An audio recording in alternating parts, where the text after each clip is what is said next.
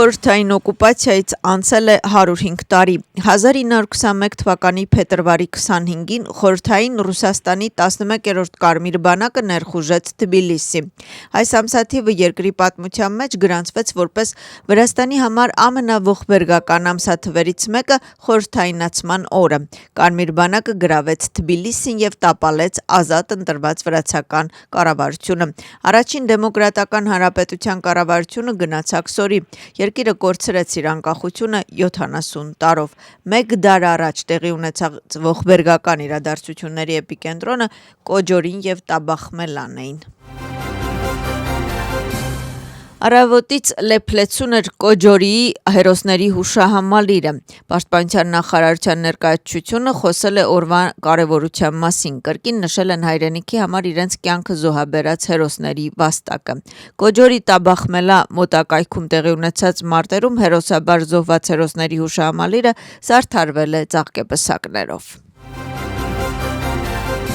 Վարչապետը և խորհրդարանի նախագահը արևմուտքից լրատվամիջոցների գրաքննությունը անվանում են շանտաժ։ Կոբախիձեի խոսքով ամեն ինչ կարվի լրատվամիջոցների և ձեռնարկատերերի հիմնարար ազատությունները պաշտպանելու համար։ Պապուաշվիլիի խոսքով Թբիլիսիում Մեծ Բրիտանիայի դեսպանը իրականում նշանակվել է որպես գրաքննիչ և հրամանատար։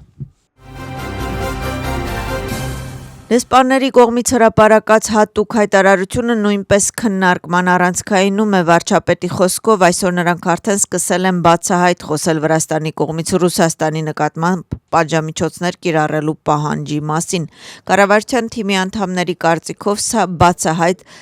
լարման կոչ է Վրաստանին պատերազմի մեջ ներքաշելու ևս մեկ փորձ։ Վրաստանում իրավիճակը շարունակում է վատթարանալ և 2025 թվականի զեկույցը որակվել է որպես թեկնածու երկրի համար երբևիցե պատրաստված ամենավատ փաստաթուղթը։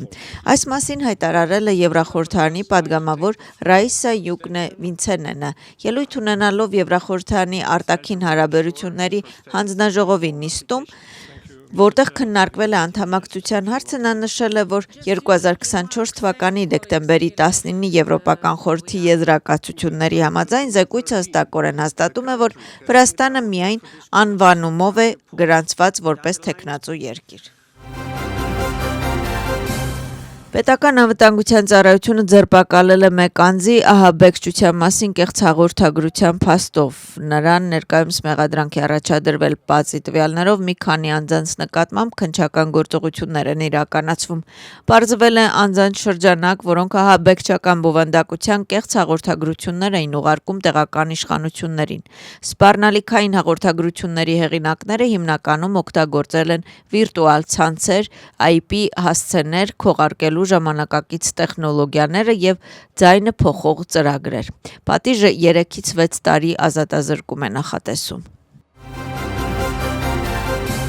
Տեղի է ունեցել հունիսի 20-ի գործով Վրաստանի նախկին վարչապետ Գեորգի Գախարյայի դատավարությունը։ Հարցաքննվել է 2 վկա։ Վախտանգ Բերիկաշվիլին և Օմար Սեխնիաշվիլին հիշել են հունիսի 20-ին խորհրդարանի մոտակայքում տեղի ունեցած իրադարձությունները, նշելով, որ իրենք նույնպես տուժել են։ Բացի այդ, Վախտանգ Բերիկաշվիլին գործում տուժողի կարգավիճակ ունի, նա նաև հաղթել է Վրաստանի դեմ մարդու իրավունքների եվրոպական դատարանում։ Այսօրվա նիստում քննարկվեց նաև Գախարյայի նկատմամբ կիրառված խաբանման միջոցը։ Դատավորը նրա նկատմամբ կիրառված կալանքը թողեց ուժի մեջ։ Նրան մեղադրանք է առաջադրվել մի շարք հոդվածներով, որոնք նախատեսում են մինչև 13 տարի ազատազրկում։ Միգրացիոն դեպարտամենտի աշխատակիցների կողմից Վրաստանից արտաքսվել է 85 օտարերկրյա քաղաքացի, նրանց արգելվել է մուտք գործել երկիր։ Արտաքսվածների թվում են ադրբեջանցի,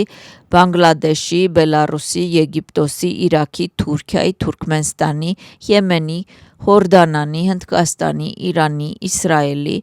Կուբայի, Նեպալի, Նիգերիայի, Պակիստանի, Ռուսաստանի, Հարավային Աֆրիկայի, Հայաստանի, Սուդանի, Թայլանդի, Ֆիլիպինների, Ղրղստանի և Չինաստանի քաղաքացիներ։ Դեպարտամենտի պաշտոնական հայտարարության մեջ նշվում է, որ այս ուղղությամբ աշխատանքները ակտիվ ընթացքի մեջ են։ Զուգդիդիում ձերբակալվել է Ադրբեջանի քաղաքացի թմրանյութերի անօրինական մեծ քանակությամբ ձեռք բերելու, պահելու եւ վաճառքին նպաստելու մեղադրանքով։ Մեղադրյալի անձնական եւ ժամանակավոր բնակության վայրի խուզարկության ժամանակ որպես ապացույց առևանգվել է մեթադոն թմրանյութի առանձնապես մեծ քանակություն։ Հանցագործությունը պատժվում է մինչև 20 տարի կամ ՑՄ ազատազրկում։ Թբիլիսիի քաղաքապետարանը խստացնում է շահագործման հանձնված շենքերի ստուգումը։ Պատճառը հանձնված շենքերում հրդեհային անվտանգության համակարգերի թերությունն է։ Թբիլիսիի քաղաքապետարանի տվյալներով եղել են դեպքեր, երբ հրդեհային անվտանգության համակարգը ապամոնտաժվել է շենքի հանձնումից հետո։ Նշվել է, որ նման փաստերը կանխելու համար չի բացառում, որ խախտող կողմը քրեական պատասխանատվության կենթարկվի։ Շրջակա միջավայրի պահպանության վերահսկողության վարչությունը ստուգել է ավտոմեքենաների վառելիքի որակը։ Երկրի 85 բենզալցակայաններից վերցված 20 բենզինի եւ 65 դիզելային վառելիքի նմուշներից խախտումներ է հայտնաբերվել միայն 13 դիզելային նմուշում։ Բենզինի նմուշները լիովին համապատասխանում էին կառավարության որոշմամբ սահմանված որակի ցուցանիշներին։ Վարչության աշխատակիցները կազմել են համապատասխան արձանագրություններ հայտնաբերված խախտումների վերաբերյալ։ Տուգանքի ընդհանուր գումարը կազմում է ավելի քան 1 միլիոն լարի։